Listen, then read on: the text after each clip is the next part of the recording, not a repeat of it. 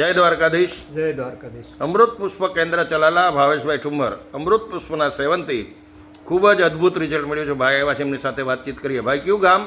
બોરડા, તમારા- તળાજા તાલુકો, ભાવનગર જિલ્લો. આખું નામ જણાવો તમારું. બાબાભાઈ રાહુભાઈ શિયાળ. હવે આપ અમૃત પુષ્પ કોના માટે અને શું તકલીફ માટે લઈ ગયા હતા? હું મારા પોતાના માટે જ લઈ ગયો હતો. હવે તમને અને મને શું પહેલા તકલીફ હતી? કમરનો દુખાવો અને ગોઠણનો દુખાવો અસહ્ય હતો અને ખાટલે ને ખાટલે કામ થતું હતું, ઊભા ન થતો હતો. કેટલા વર્ષ તમે પથારીમાં પડ્યા રહ્યા? 1.5 વર્ષ. અને પરિસ્થિતિ શું શું હતી શરીરમાં? કઈ કઈ તકલીફો? શરીરમાં કમરનો દુખાવો અને ગોઠણનો દુખાવો અસહ્ય હતો.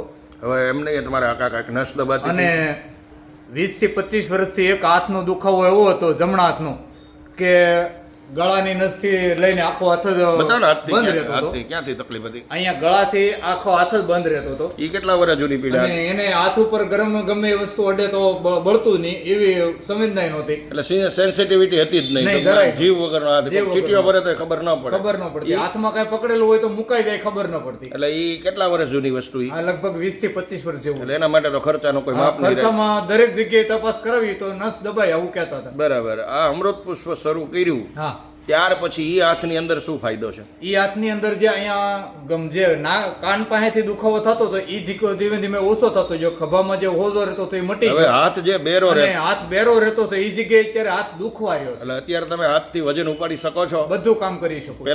પેલા જરાય ન થતું. એ હાથમાં કઈ જીવ જ નહોતો, એટલે જીવ જ પકડવાની વાત નહોતો. નહોતી. એટલે આ અત્યારે તમારે ટૂંકમાં એક હાથની અંદર જે તકલીફ 25 વર્ષ જૂની હતી હા, એની અંદર અત્યારે ટૂંકમાં ગણો તો 70-80% રાહત હા, છે. એટલી થઈ છે. પછી કમર ને ગોઠણની જે પ્રશ્ન હતા, હા, ઈ એટલે એકદમ સોલ્વ થઈ ગયા છે. એટલે ઈ તો 100% રિઝલ્ટ છે. 100% હાથમાં થોડું ઘણું હાથમાં છે થોડું. પણ ઈ ખાલી ખંભા પૂરતું, બાકી ખંભા તાકાત આવી ગઈ. તાકાત આવી એટલે ગઈ છે. ટૂંકમાં જીવ થઈ ગયો. હા. એટલે રિઝલ્ટની દ્રષ્ટિએ ગણીએ તો કેટલું ગણી શકાય? રિઝલ્ટની ગણતરી ગણી તો હાથનું તો હું 70% કહું છું. અને આ તો હોય 100% હા, થઈ હોય ગયું. 100% બરાબર.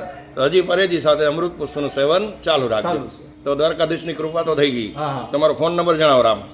94083 79 બરાબર. નામ એ ફરી વાર બોલી જાઓ ને. બાબાભાઈ રાહુભાઈ શિયાળ. અને એકવાર નંબર પાછો બોલો. 94083 79 હવે આવી તકલીફ વાળા કોઈ લોકો તમારી આગળ અમૃત પુષ્પની જાણકારી માગે તો પ્રેમથી અમૃત પુષ્પની માહિતી આપજો.